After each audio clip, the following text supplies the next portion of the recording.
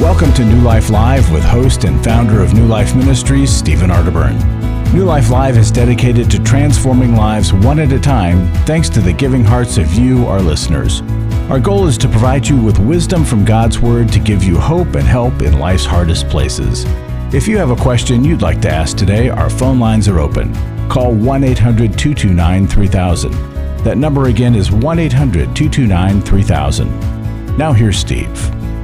Hi, everybody. Welcome to New Life Live. Really glad you're with us here today. Hope that summer is going well for you. Hope you're going to have a great weekend this weekend. Joining me right now, Dr. Dave Stoop, Dr. Jill Hubbard. Hi, guys. Hey, Steve. Hi, Steve. Happy Friday. Yep, happy Friday to you. I want to talk about something that I am excited about. Always love this. We're doing our Life Recovery Conference in Orange County again. And we want you to come. We would love for you to come. And it's a great chance to either learn about recovery or, get some additional encouragement for recovery. But you have to come. And this year, it's the Life Recovery Conference. It's entitled 12 Steps to Happier. And it's on October the 5th. Now, why would we do a recovery conference entitled 12 Steps to Happier? Well, if you look at the Serenity Prayer, the whole version of it, it says, if I surrender to His will so that I may be reasonably happy in this life and supremely happy with Him forever and ever in the next. Dave, you're going to be talking at this, and how are you going to help people in your stuff to get to that place that we call, wherever we are, happier? What are you going to be talking about? Well, one of the things I'm going to talk about is change your thoughts, change your life. Yes. And a lot of your attitude and your emotional responses to things comes out of your thought life. Mm-hmm. So getting that under control is part of it. And then the search for self-control. And one of the gifts of life recovery is self-control. And it's a gift. It's not something I work at. It's something I begin to experience as I get into recovery mm-hmm. and become more and more committed to the path of recovery. I find that I have regained an increasing degree of self-control. Dave, an example of 12 steps to happier. I was talking to a woman who this thought kept coming into her mind. I was a terrible mother based on how my boys turned out. I said to her, I hear you. What is the most terrible thing that happened to them when they were growing up? Both of them were molested by a pastor's son of the little church that we went to. I said, if I were you, I would be saying, it's so sad. It's so horrible that this horrible thing happened that we didn't predict or we didn't protect. But that was the horrible thing. Probably not your mothering. And anyway, if you'd been the best mother, you don't have a little robot. There's no 100% foolproof way to raise a child. And she said, this is so helpful to me. She started to think differently, not thinking and obsessing over herself being a crummy mom, but realizing this is a really hard world and bad stuff happens. And one of the things that you can do is to find scriptural passages that support the new way of thinking and use the scripture as a foundation for changing the way you think. And the other thing is quit thinking about stuff and start talking to God. In other words, rather than say, boy, I just wish I was a better dad, talk to God about it. Dear God, I was just thinking I wish I was a better dad. Could you give me the strength to be a better dad? Could you give me the courage to get into that parenting class, to get this pornography thing taken care of? God, could you help me today? What do I need? Help me let the Holy Spirit guide me here as I seek out something new and different. That's how we turn complaining to prayer without ceasing. My wife asked me for the first time in 2011 if I would consider myself a sex addict, so I signed up. I'd read the Every Man's Battle book, and it was a great book, but the workshop, it was the experience that really was key for me. If they go to EMB, they're going to be in good hands. This is a safe place. They're going to be surrounded by men that simply walk the talk. The weekend leaders that they will go through this workshop with, they'll help them to get to the root of their issues. I've been through a number of well-preached sermons, listened to and read countless books, been to a number of seminars, but EMB for me was a game changer. It truly saved my life. Being in this community, being in this workshop, being around these men will change them if they'll let them. You're going to encounter men that will meet you where you're at, and you will instantly walk into a safe place where they're welcome. If you're struggling, call us. We don't want you to go on struggling. Just give us a call. It's 1-800-639-5433. It's 1-800-NEW-LIFE.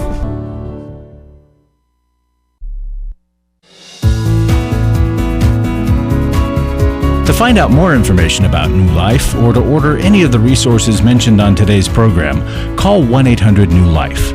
Now back to New Life Live. We're back. Steve Arterburn here.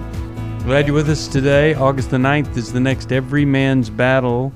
You might want to pray for the women. They're in the Restore Conference, and if you've never been and you've been hurt by someone who had a sexual integrity problem, you ought to think about going. It really is pretty wonderful. Let's go to, how about we talk to Mark from Silver Spring, Maryland, listens to WAVA. How you doing?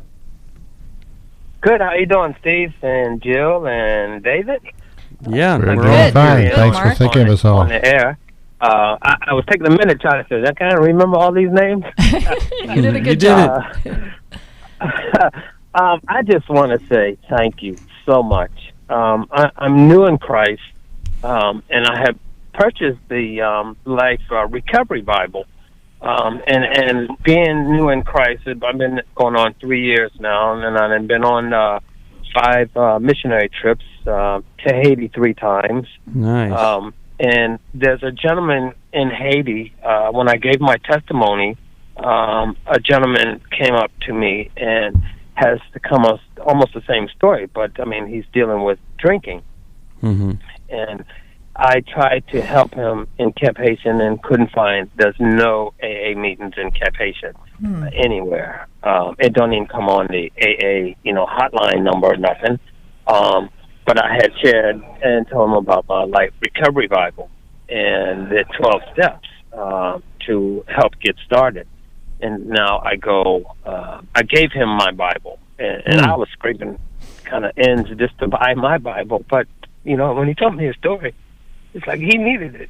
Wow. Like I have something here to fall back on, and he doesn't. And he's in a house by himself, and his wife and child is separated in Canada, and he got deported back to Haiti, so he can't go back. That's right. But he's been battling with the drinking, and now that he's had the Life Recovery Bible and has gotten plugged in, he opens his home up to a lot of missionary teams that come. Nice. And so he has been doing wonderful. And I was so glad that I was there at that time. God puts everybody in the right place at the right time. And to give him my Bible. Well, that's and it wonderful. didn't hurt to me to give it away, like he needs it. And it's like, that Bible, I thought, was so awesome. Well, we'll send you a new one, of course. You being here and you being such a great... Praise the Lord. We'll send you a new one. We got the second edition where it tells you how to facilitate a life recovery meeting. Of course, you can call Reba at 1-800-NEW-LIFE. She helps with how to facilitate a meeting. But also some great words. My wife helped with this on why us Christians ought to be going out there and being in those secular meetings still. Because if we're not out in those meetings, where are they ever going to get that bridge back into the church? But thank you for your story. So grateful. Is there anything else you want to share with us? No, I just want to say thank you, and since I've been back in Christ, and I've been divorced, I thought God was kind of punishing me because I had been married twice, and I had been praying on it and wonder why it's been like almost a year and a half and God had nobody put in my life. And I've been kind of reunited with my ex-wife, and it's just like Isn't that I'm great? like, I've been praying on it, and I'm like, okay, God, I don't know what's going on here, but I know He has control. Surprise! Which I'm so happy for, because I wasn't in Christ when I left, and now being a new man in Christ, it's just totally different picture of just life itself. So, well, I'm so glad you called, and if you guys, hold on, let's see if we can get the two of you to go to our marriage intensive, because we had some people that were divorced. They decided to get married again when they went to that. That's pretty absolutely wonderful. Let's talk with Joseph, Dallas, Texas. Joseph, how are you today? Doing well, thank you. How are you? Good. What's going on? So, I am having some trouble with smoking cigarettes and fasting, and I sometimes I just feel like I'm using the excuse that I've already quit so many other things, that this isn't a big deal. I'm a former I was addicted to meth and porn, and I sexually perverse and alcoholic, since I was a teenager.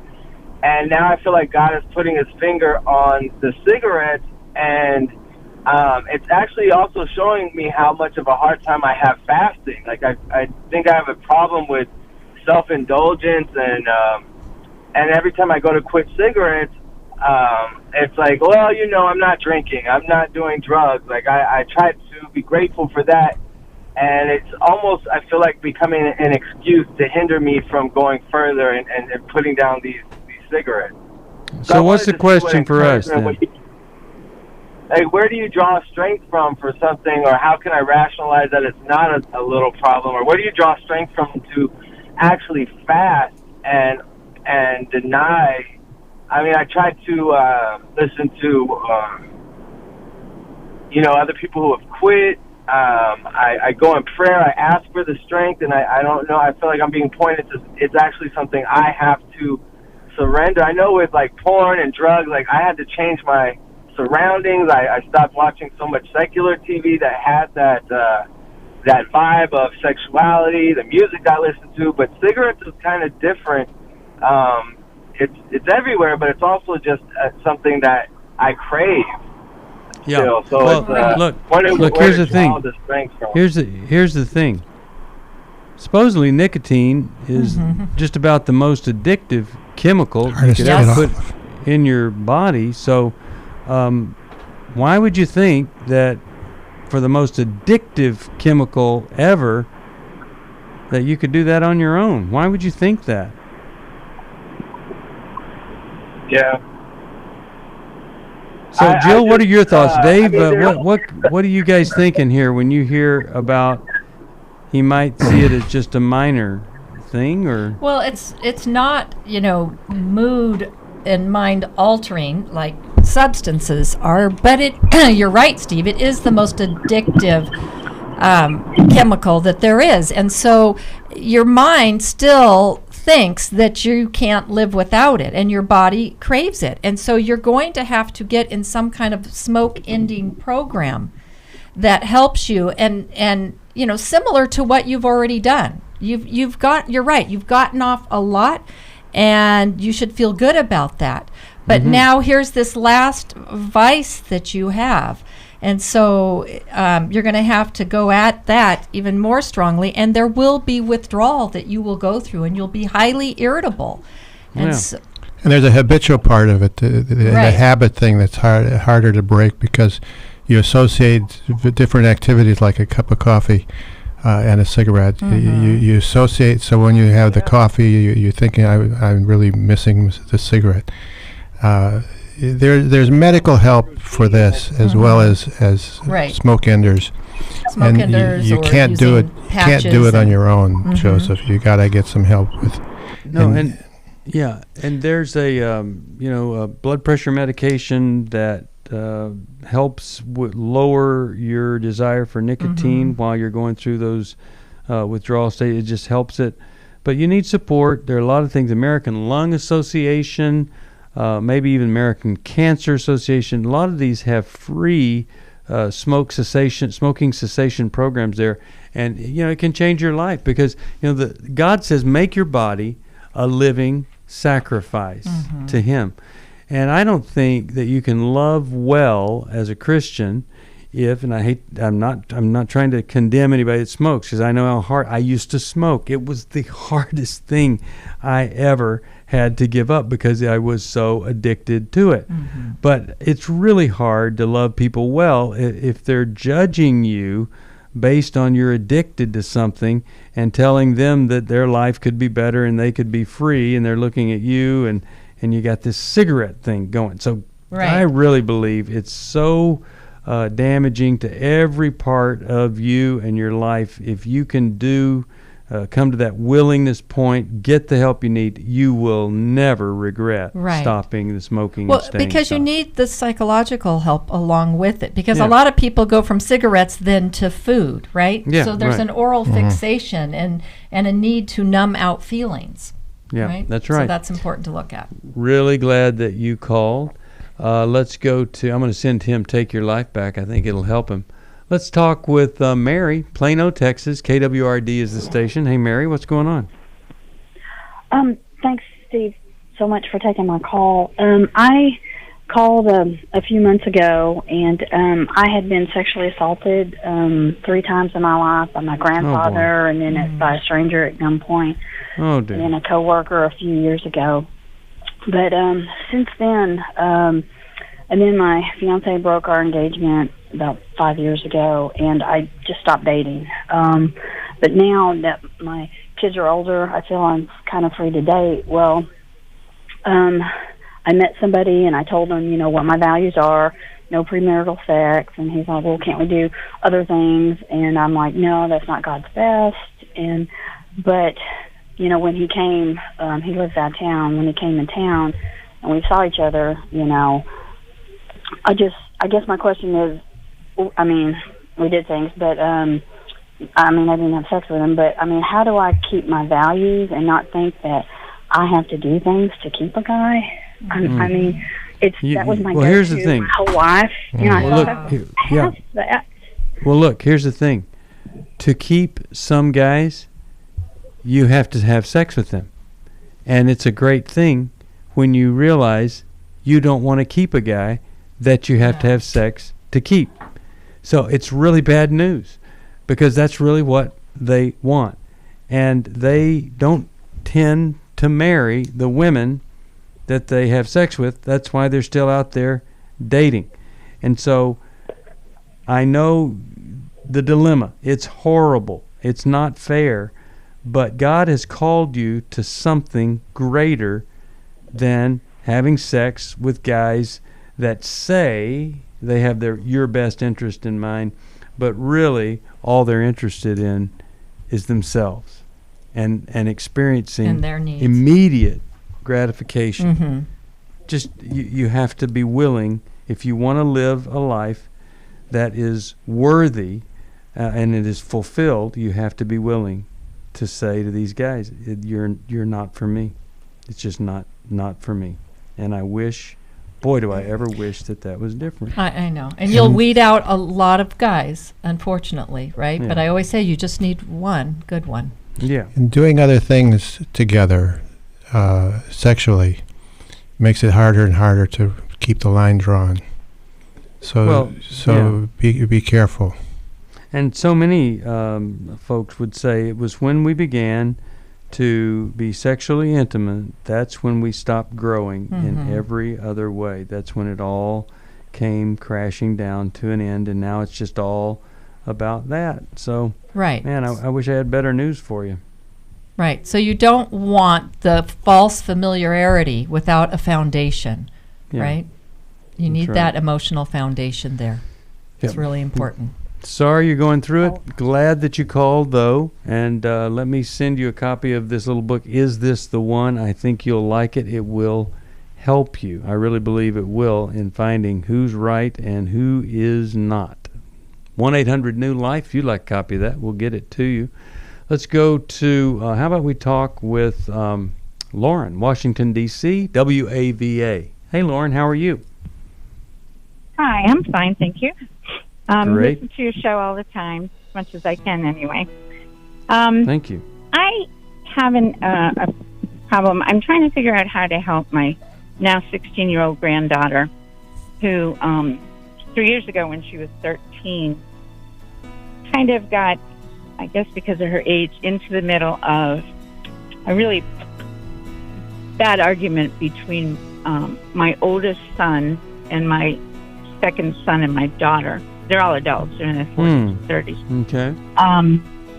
It was just a falling out over my oldest son's new second wife.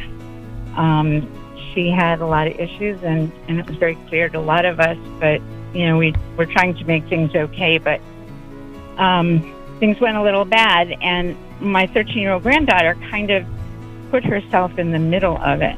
We're all on a beach trip together. Now, hold on. We'll be back after this. I feel blessed to have had this opportunity for my needs to be met, connecting with other women who are fighting the same fight, hoping for healthy marriages and growing closer to the Lord on their journey. My name is Shelly Martinkus, and I want to personally invite you to the Restore Workshop. If you have been affected by betrayal, it might be that your husband has been looking at pornography, it might be an emotional, physical affair. I would love for you to come join us. I feel encouraged and hopeful that even in my struggle, I am enough. You will leave with hope, with a community of sisters ready to support you, and you will also leave with tools to move you forward on this journey. Through the sharing in our small group, I realize that I am not alone. Please don't hesitate. Pick up the phone, call 1-800-NEW-LIFE. I would love to see you there. The Restore Workshop is coming to Dallas, Texas, July 19th to the 21st. Call 1-800-NEW-LIFE to find out more. That's 1-800-639-5433 or online at newlife.com. For most of my life, I've been dealing with an opiate addiction. Why is opioid addiction quickly becoming one of our nation's biggest killers? Maybe it's because it isn't only those who are addicted who are in denial. We did what I see so many parents do, is it can't be an addiction. There's something medically wrong. It's impossible to solve a problem when you don't know what you're up against, and families will try to find any explanation except the one that will put them on the right path. Alcoholism and drug addiction is a family disease.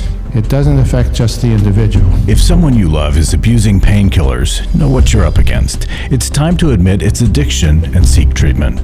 Call us today at 1-800-NEW-LIFE. We have Christ-centered partner treatment centers around the country. Call 1-800-639-5433 or visit us online at newlife.com. We just made a decision. We will do whatever it takes. 1-800-NEW-LIFE.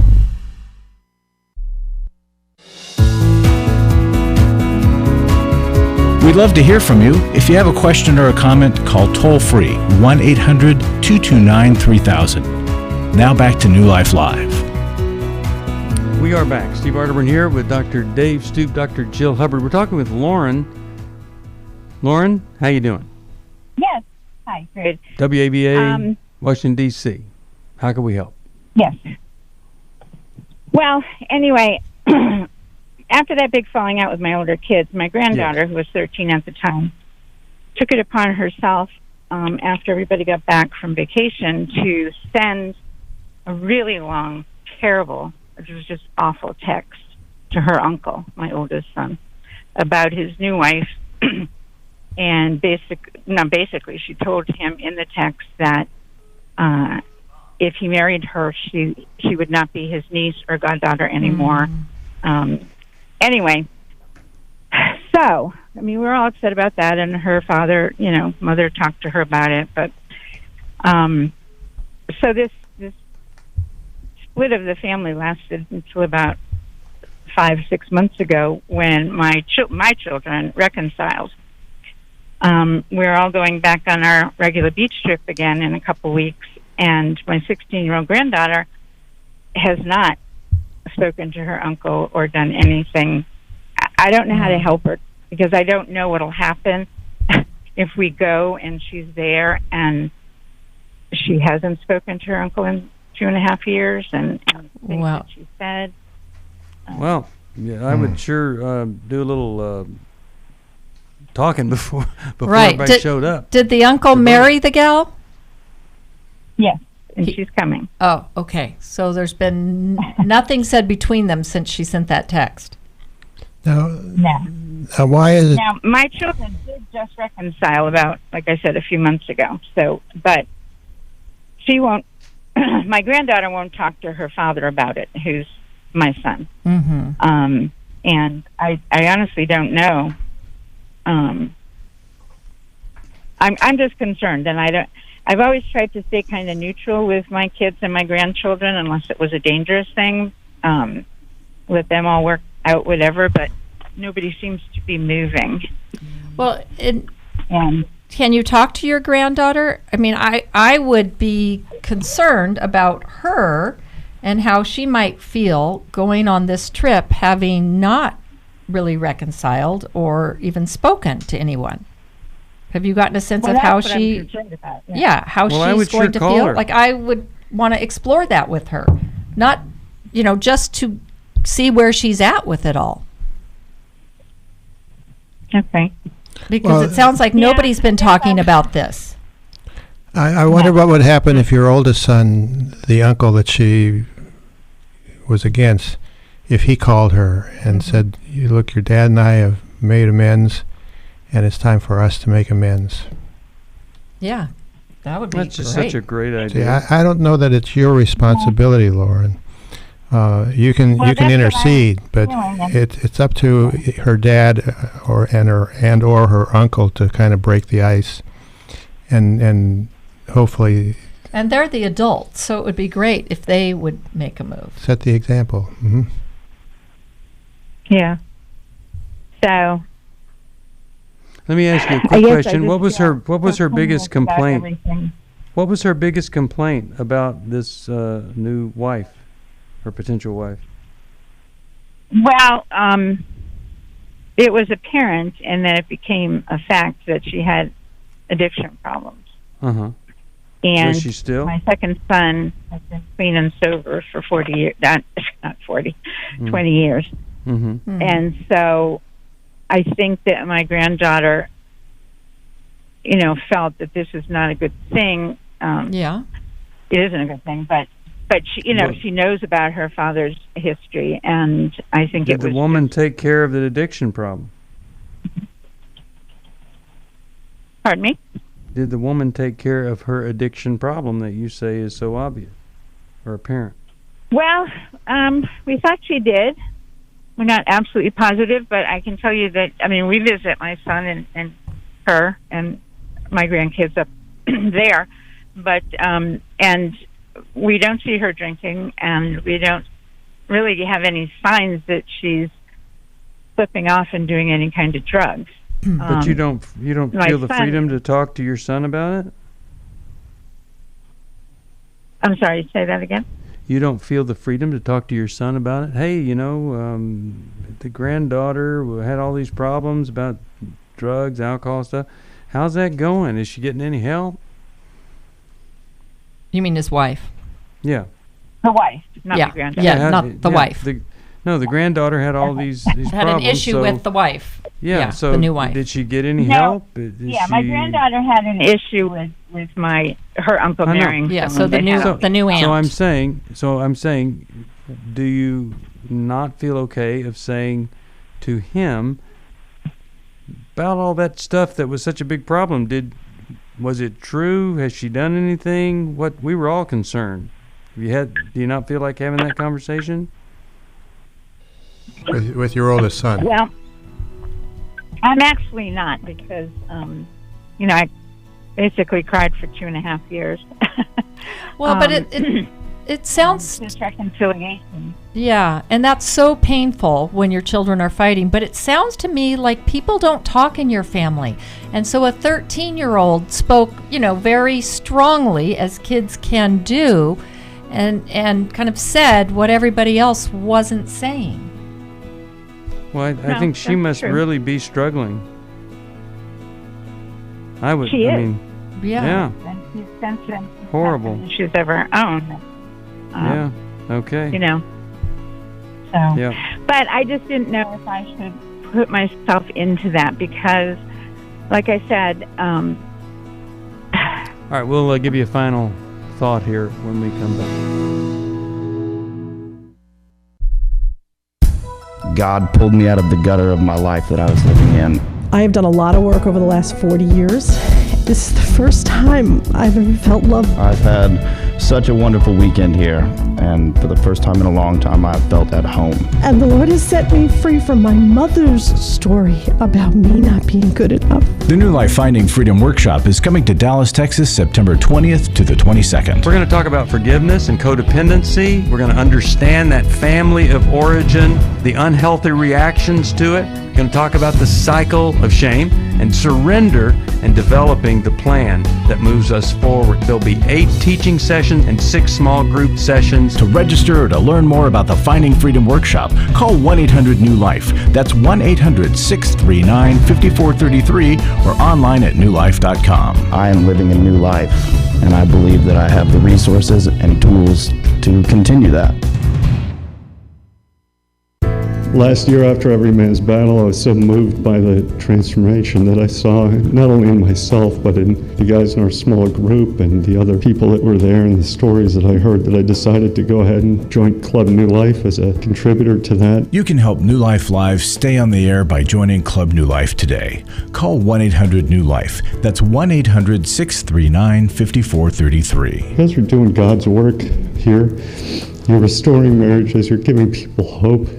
It's just been such a blessing to me, and I just wanted to encourage you all. When you see something good that God's doing, just jump on that and help support that. Support Club New Life, and together we can help hurting people find help and hope in life's hardest places.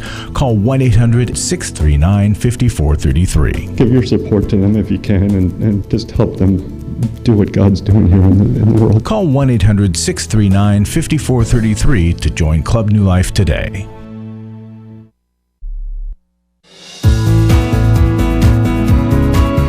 We're glad you joined us for New Life Live. To be a part of the program, call 1-800-229-3000. Now back to New Life Live. We're back. Steve Arterburn here. Jill, you're going to help us kind of wrap this up here. Okay, so Lauren, I have to tell you, it sounds like your family doesn't really talk, or that people walk on eggshells, and that kind of your method of healing is enough time passes, and then, people have calmed down, and so then they apologize. But I think, it's often we hear things from kids who, don't have the same defenses that adults have. And what she called at 13 had some merit. And so I think to put everybody together again when there's been no talking is really, it could be a disastrous situation. So I would want to be knowing how my granddaughter was doing. I would be concerned. And I think you need to have some of those difficult conversations. Maybe talk to her dad. And everybody start talking about this a little bit, because it's kind of like, okay, what has really changed other than the adults eventually said they were sorry? What has changed? And I think to even though maybe she came at it really strongly, she's had 3 years to reflect on it. How is she feeling now? And I think some people need to validate what she was saying. So I would want to have some conversations before I went on a beach family vacation. Mm-hmm. I sure would, too. It's going to be a tense trip. Yeah. Well, I'm going to send and it's how fake. we love. It's fake if you don't talk. And what are you modeling? We're just all fake? I'm going to send How We Love, and I'm going to hope that she gains some insight here. But not talking, rarely ever, especially after a 13-year-old has been the one to say the emperor has no clothes. Yeah, just a perfect example of that.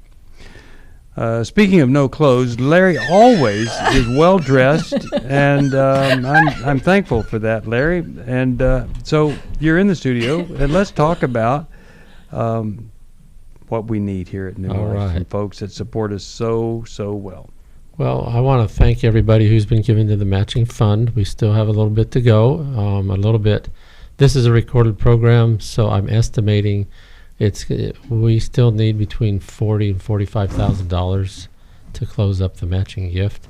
It could be more or less. Maybe somebody will pop up with a nice gift and we finish it off. But we need your help. If you could make a gift to the matching fund, it started at $324,000. That was a big step for New Life to put that out.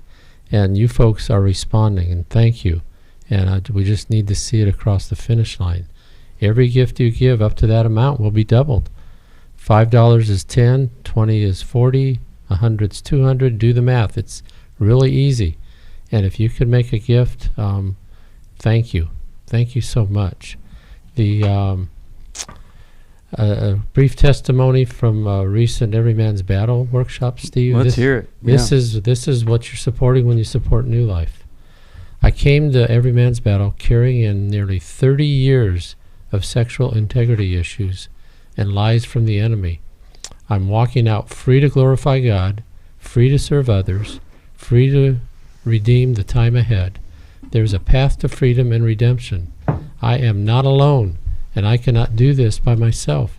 The connections built here are life-changing. I just love that. Life-changing, not just for him, for his family, for his friends, for his co-workers, and for generations to come. Mm-hmm.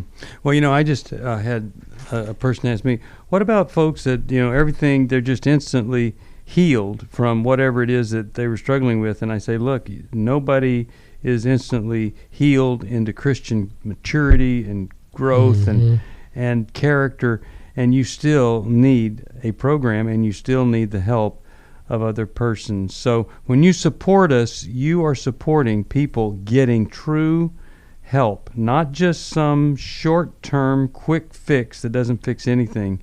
And so thank you, all of you who are doing whatever you can to be sure this ministry is there when people come up against some of the toughest problems life has to offer. It really is making a difference, Larry, and I appreciate all that you do to help people help us. 1-800-NEW LIFE. What do they get if they send us a gift of any amount? We send them John's new book, People Fuel, right? Yes. Yeah, all right. Call us 1-800-NEW-LIFE if you can help us help others. We really do need your help. All right, let's go to, how about we talk with Barbara, New Carlton, Maryland, WAVA, also the station there. Hi there, how you doing? What's going on today? Hi there. Well, I wanted to find out, I have a family member who seems to be really stuck in the past, really doing a lot of blaming of his mother, just really blaming and just really harping. Stuck. Blaming her for what? What's she blaming her mother? What's the mother being blamed for? Well, it's a he. She's being blamed for making decisions that apparently financially harmed him. Okay. Now, she made a decision. He did not counter it and say, no, I have so much to lose. He just went along with the decision. But now that it's, 4 years later, just seems to be blaming her for that decision, not seeing that he was part of that decision. So not taking any responsibility. Not taking any responsibility. I see him slowly beginning to put his life back together, but all I keep hearing is the blaming, and always just talking about the past. How old is he? I don't know. He is in his 40s. Okay. And here's the question. Do you think that what she did, that he didn't stop, was irresponsible, or was she just trying to do her best?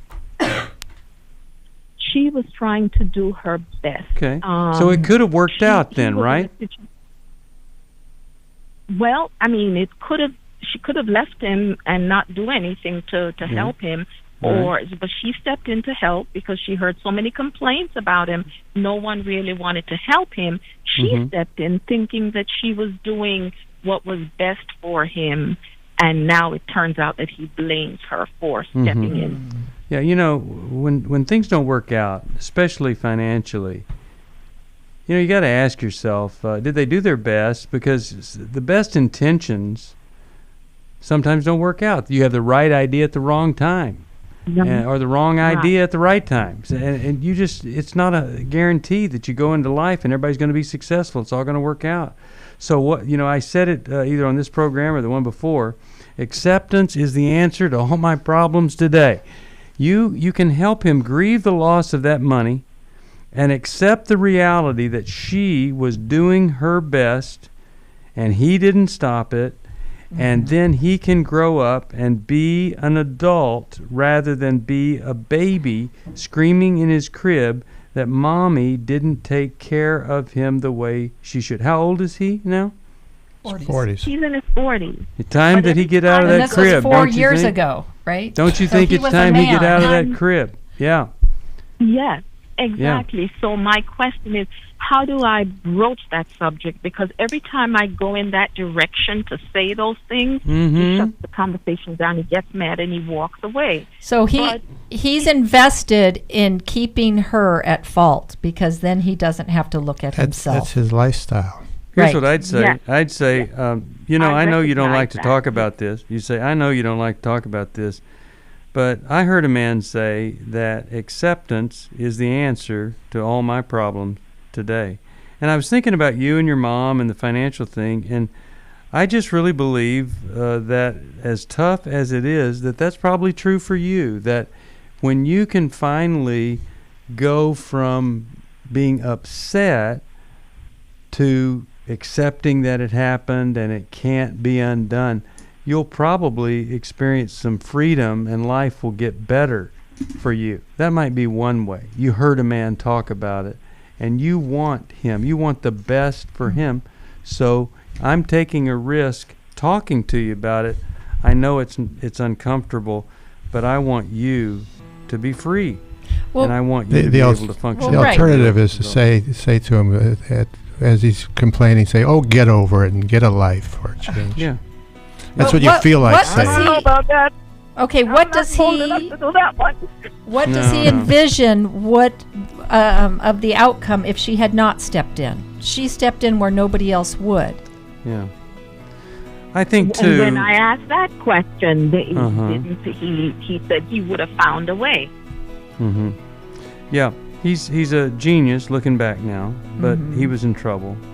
So I don't know that there is something that could help him. I'm going to send you this book, Forgiving What You'll Never Forget.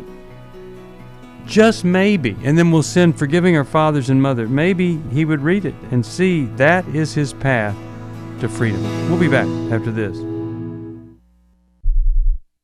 I came into this thinking that my husband was the cause of many of our issues. The New Life Intimacy and Marriage Workshop is coming to Columbus, Ohio, October 25th to the 27th. But after learning about our attachment styles, I understood how our past hurts were playing into our present problems. Join Steve Arterburn. It's been a dream of mine for a long time to help people to grow more intimately together, and we believe that everybody has room to grow in the intimacy level of their life. And Milan and Kay Yurkovich. We help couples understand how their attachment style is sabotaging their current relationship, and then we teach them how to create comfort in a relationship. To register or to find out more, call 1-800-NEW-LIFE. That's 1-800-639-5433, or go to newlife.com. Here at this workshop, we had our first ever conversation without yelling, blaming, and accusing. 1-800-NEW-LIFE.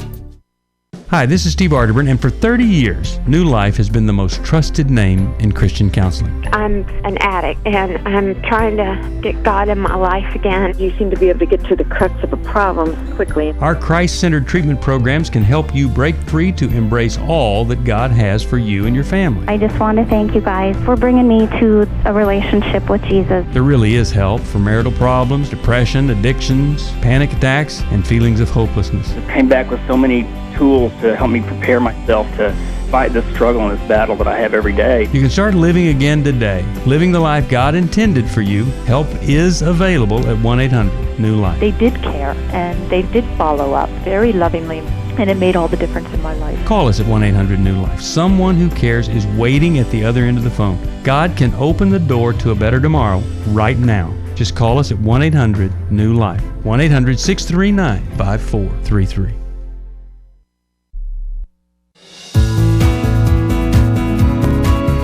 To find out more information about New Life or to order any of the resources mentioned on today's program, call 1-800-NEW-LIFE. Now back to New Life Live. We are back. Glad you're with us here. And let me remind everybody, we've got great workshops coming up, not the least of which is our 12-step conference in October, and that is entitled 12 Steps to Happier. We're doing that on the 5th in Irvine. Intimacy in Marriage is the 25th. Finding Freedom, September 20th. Whatever it is, we can help you get free from that. I wish this young man, 45 or however old, would come. And then Restore, Hope for a Woman's Heart, is November the 15th. These things really make a difference. But maybe you just need a counselor. We've got those all over. How about giving us a call and letting us find one for you? Let's talk to Jacob, Livingston, Louisiana, watches us on YouTube. Hi there. How you doing? Good. What's going on? Yes, sir. I'm having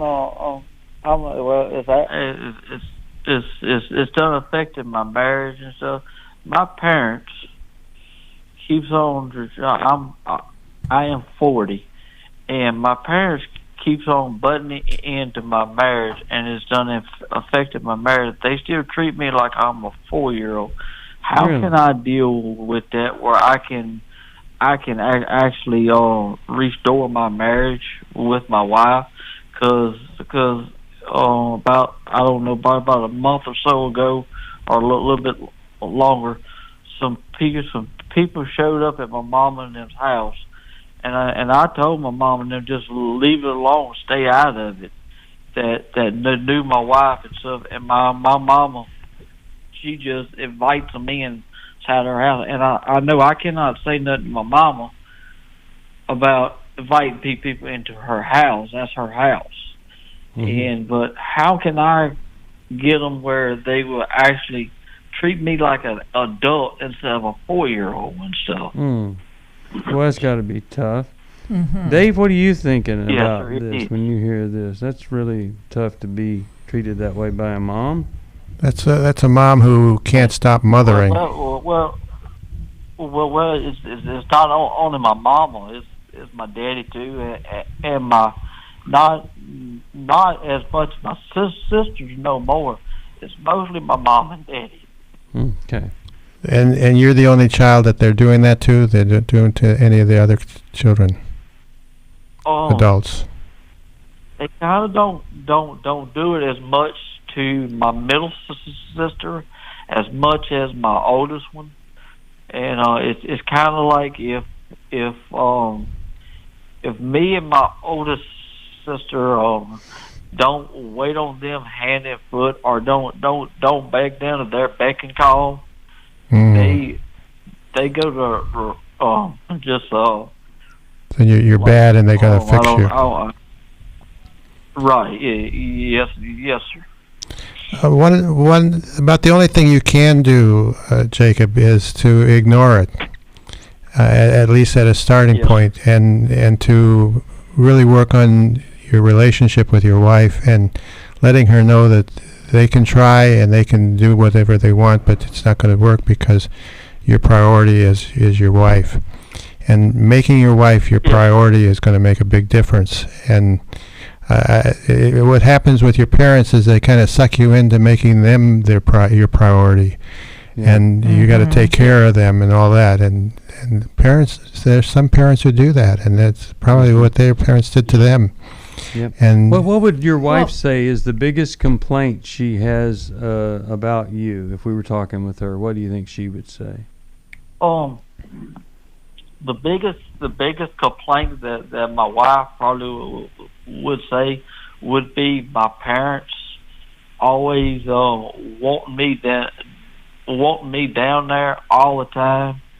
Well, So, then you're gonna have to tell your wife, I am so sorry that I made my parents a priority over you, and I'm starting to see that I don't have to respond to them whenever they ask me for something.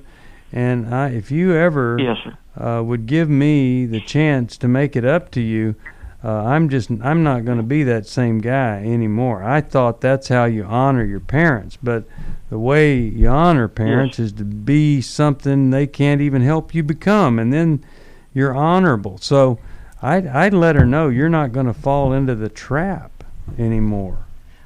Yes. Well, and so yes, ma'am. go ahead.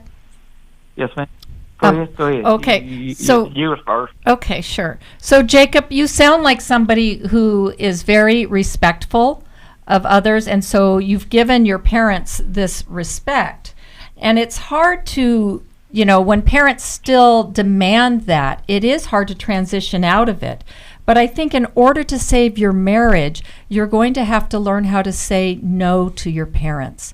If they're treating you like a 4-year-old, then you want to make sure you're not acting like a 4-year-old. Yeah, that's right? true. Because your That's true. wife needs to see you as somebody who has kind of, the whole leaving and cleaving, that parents need to hear no, and she needs to, through your actions, be put first. So that doesn't mean you're dishonoring of your parents. It just means that their place is no longer in that number one spot. And so you might have to also examine, what are you afraid of if you aren't at your parents' beck and call? I've been with my parents since I was. I don't know what I'm. Well, let me say this, Yeah. because we're out of time now. Yes. But the Bible's so clear that when we marry, we leave the parents and we cleave to the person that we marry. And I think it's there because it doesn't come naturally. And there are folks that don't naturally help us do that. And so maybe if you could just start to work on that leaving part, leaving emotionally and spiritually, that would be something that your wife would respond to. You are not married to your parents. You are married to a woman, and she deserves to have first place in your life, not your mother and not your father. And I would also get a mentor who's a man that you could talk to about this. Someone that could help you in that, because an older tough. man. Yeah, an older man. Yep. That could That be a would be mentor, so like great. a pastor or someone in your church. Okay. Really glad that you called. And, Jill, Dave, we see this all the time of somebody operating as if they love somebody, but it's not love, it's control and domination. We gotta see that in ourselves and stop it. Yeah, absolutely. And it's hard. Part of growing up is that new boundary lines are drawn, and that can be uncomfortable. And it doesn't mean you don't love your parents and you don't, you aren't with them, but there's a realigning of the hierarchy. Yes. That's the leaving and cleaving, and sometimes you got to have, you've got people holding on to you so you can't leave. Right. And you just got to leave. One of the great joys of all of our lives here is getting to work with people from all over the country who, maybe you don't have somebody in your area that can help.